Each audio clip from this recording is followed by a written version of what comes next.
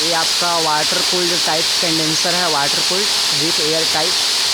इसमें मेरा gas leakage हो गया है, अमोनिया रेफ्रिजरेंट NH3, जो कि अपन इसको पहले वैक्यूम करेंगे। वैक्यूम करने का आपको फुल प्रोसीजर चलिए मैं आपको सिस्टम के पास में लेकर जाकर बताता हूँ कैसे करना है कैसे नहीं।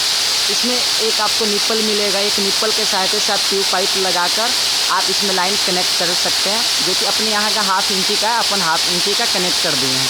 इसके बाद में आपको सिस्टम की ओर लेकर चलते हैं, क्या करना है कंप्रेसर से, कैसे वैक्यूम करते हैं कैसे नहीं। आपको फुल प्रोसेस, आपको फुल प्रोसीजर अपन वहाँ आपको बताएंगे कैसे क्या करना है, कैसे क्या नहीं करना है। ये देखिए मैं अपने वर्कशॉप में आ गया। ये मेरी कंप्रेसर है, जो कि फ्लिक इंडिया कंपनी की है कंप्रेसर। यहाँ थोड़ा मशीन का साउंड है, थोड़ा आवाज़ धीरे आएगा आपको। ये मशीन फ्लिक इंडिया की है, लो स्टेज की कंप्रेसर है। ये आपका डिस्चार्ज, ये आपका सक्शन। अभी आपको कंप्रेसर सबसे पहले ऑपरेट करने के लिए आपको सबसे पहले ऑयल चेक करना है कि आपकी सिस्टम में ऑयल कितनी है, ऑयल नहीं। सबसे बेसिक चीज़ ऑयल चेक करनी है, सब वाल चेक करना है कि आपका लीकेज है क्या नहीं। सबसे पहले कंप्रेसर को चालू करने के लिए जैकेट पंप को चालू करेंगे, कंप्रेसर को कूल्ड करने के लिए। उसके बाद डिस्चार्ज वाल्व को वैक्यूम करने के लिए, अभी जो प्रोसेस से अपन वैक्यूम कर रहे हैं, डिस्चार्ज वाल्व को ओपन अवस्था में रखना है, इसको ओपन मोड में रखना है कभी भी वैक्यूम करने के दौरान। इसको ओपन मोड में रखने के बाद उसके बाद आपको लेकर चलते हैं सक्शन पोर्ट में।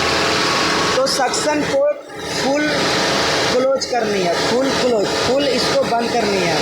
तब जब इस पाइप का लाइन जो कि कंडेंसर से कनेक्ट है, वो लाइन लाकर कंप्रेसर की सक्शन मोड में ज्वाइंट करेंगे।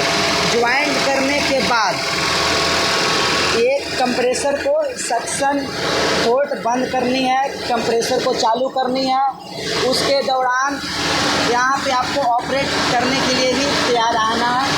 उसके बाद कंडेंसर की पोर्ट का इनलेट को खोल जाना है। इनलेट के बाद यहाँ एक तरह से आपका आउटलेट ऐड हो गया। यहाँ पे 100% आप वाल्व को ओपन कर दो वैक्यूम करने के लिए, वहाँ भी आप वाल्व को ओपन कर दो कंडेंसर के पास में, वाटर कूल्ड कंडेंसर के पास में। उसके बाद आप यहाँ सक्शन PSI के अकॉर्डिंग, आपको वैक्यूम करनी है।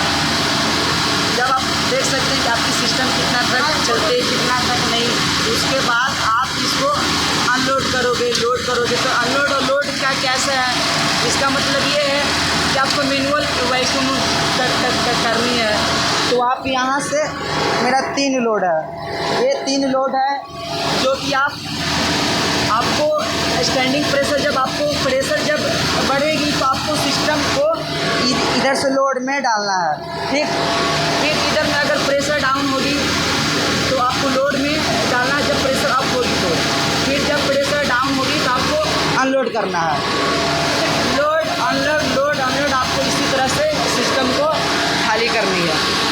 जो कि मेन यहाँ वैक्यूम करने का जो मेन मकसद ये है, मेन पॉइंट सीखने का यहाँ ये है, आपको अगर इस तरह से आप अगर कंडेंसर को खाली करते हैं, अगर आपके पास में लो स्टेज की कंप्रेसर है, सिस्टम है, तो आप सक्शन पोर्ट को बंद करके ही आपको सक्शन पोर्ट में एक यहाँ निप्पल लगाने का, जो भी 1/2 इंची का अपने यहाँ 1/2 इंची का निप्पल है, विथ वाल्व के साथ में आप वैक्यूम कर सकते हैं। एकदम सिंपल मैटर है, सिंपल विधि। LPR से जो सक्शन लाइन आई हुई है, इसको क्लोज रखना है, इसको क्लोज बिल्कुल 100% फुल रखना है क्लोज। आप यहाँ सिस्टम दिया है लोड अनलोड करने का, मैनुअल में आप इसको चालू कर सकते हैं। इसी तरह से आपका वाटर कूल्ड कंडेंसर ये आपका वैक्यूम हो जाएगी। और कैसे मालूम चलेगा कि आपकी ये कंडेंसर वैक्यूम हो चुकी है, तो आपका यहाँ से सक्शन डाउन, सक्शन अप होना आपको यहाँ से बंद हो जाएगा। मीन्स आपको सक्शन डाउन में आ जाएगी, जो भी माइनस में आपको 30 तक या माइनस, इसमें आपको पता चल जाएगी कि आपका वैक्यूम हो गया कंप्लीट। जब ये PSI प्लस की ओर में नहीं जाएगी, तो जैसे 40, 45,